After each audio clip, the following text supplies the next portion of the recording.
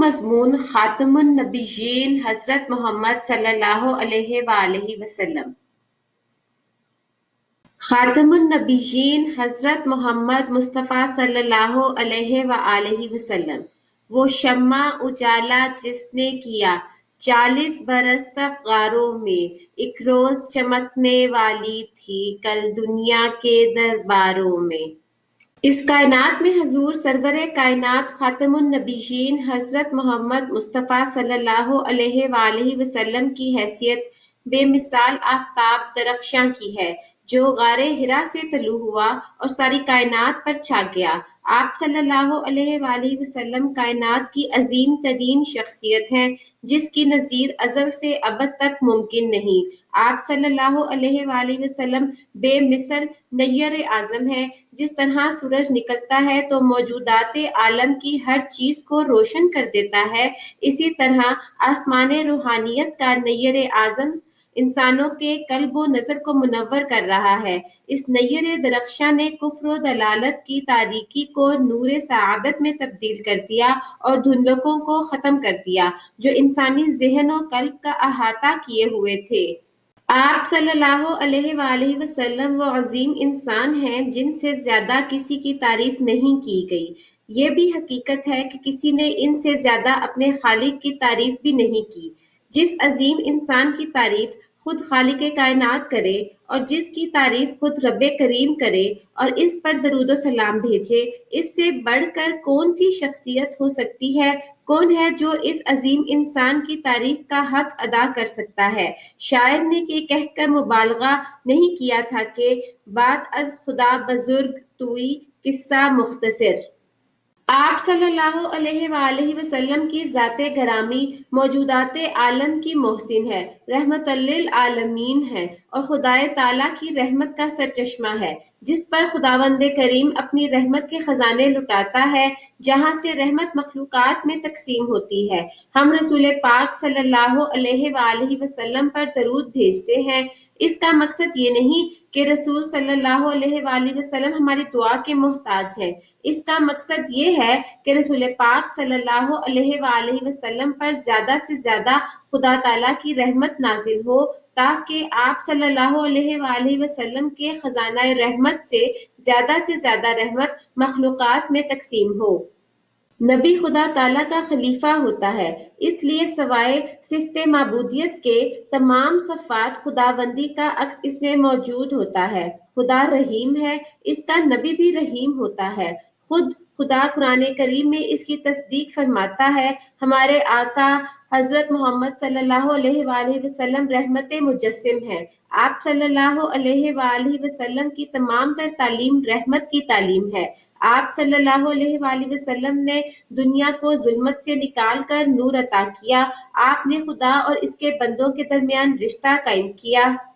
ان تمام لوگوں کو جنہوں نے آپ صلی اللہ علیہ وآلہ وسلم پر یا آپ صلی اللہ علیہ وآلہ وسلم کے غلاموں پر ظلم کیے تھے، اپنی رحمت سے معاف کر دیا۔ آپ صلی اللہ علیہ وآلہ وسلم دوستوں کے لیے ہی نہیں، دشمنوں کے لیے بھی سراپا رحمت تھے، اور صرف اسی عالم کے لیے نہیں بلکہ تمام عالموں کے لیے رحمت بن کر تشریف لائے۔ اسی لیے تو آپ صلی اللہ علیہ وآلہ وسلم کو رحمت للعالمین کا لقب عطا ہوا۔ جہاں جہاں تک اللہ تعالیٰ کی بادشاہت ہے، وہاں وہاں تک آپ صلی اللہ علیہ وآلہ وسلم کی رسالت کا سکہ چلتا ہے۔ ہوا، پانی، بحر و بر، جن و بشر، کوہ و دشت، زمین و آسمان، حیوانات، نباتات، جمادات، غرض یہ کہ کائنات کے ذرے ذرے پر اللہ تعالیٰ کی حاکمیت ہے۔ ان سب پر حضور صلی اللہ علیہ وآلہ وسلم کی رسالت کی حاکمیت بھی ہے۔ جب سے اللہ تعالیٰ کی حاکمیت چلی آ رہی ہے، تب سے آپ صلی اللہ علیہ وآلہ وسلم کی رسالت کا عمل جاری ہے اور ہمیشہ ہمیشہ کے لیے جاری رہے گا، کیونکہ خدا تعالیٰ کی حاکمیت بھی ہمیشہ کے لیے جاری ہے۔ گویا نہ اس کا ادھر کنارہ ہے اور نہ ادھر کنارہ ہے۔ شان رسالت صلی اللہ علیہ وآلہ وسلم کی بھی کوئی حد نہیں۔ آپ صلی اللہ علیہ وآلہ وسلم ہمیشہ ہمیشہ کے لیے سارے جہانوں کے لیے رحمت للعالمین ہے۔ جس طرح مادی آفتاب کی ضیاءپاشی سے ہر ذرہ درخشاں ہوتا ہے، اسی طرح ماں ہدایت کی روشنی بھی کائنات کے ذرے کے لیے ہوتی ہے۔ آپ صلی اللہ علیہ وآلہ وسلم کی رحمت کے دامن کی وسعت کا کوئی اندازہ نہیں۔ جن لوگوں نے آپ صلی اللہ علیہ وآلہ وسلم پر پتھر برسائے، آپ صلی اللہ علیہ وآلہ وسلم نے انہیں بھی دعائیں دی۔ آپ صلی اللہ علیہ وآلہ وسلم انسانوں کے لیے رحمت بن کر آئے اور عظیم انقلاب کا باعث بنے۔ حضور صلی اللہ علیہ وآلہ وسلم کے لائے ہوئے انقلاب کے حوالے سے چند شعر ملاحظہ کریں۔ عجیب شخص تھا کیا انقلاب لے آیا، شب سیاہ میں ایک آفتاب لے آیا۔ جہاں پہ قطرۂ شبنم کو بھی ترستے تھے، وہ ایک چشمہ بجائے سراب لے آیا۔ دکھوں کی دھول کے باعث بشر کی آنکھوں سے ہوئے تھے جتنے بھی گم، سارے خواب لے آیا۔ بھٹک رہے تھے جو اب تک دکھوں کے صحرا میں، وہ ان کے واسطے سکھ کے گلاب لے آیا۔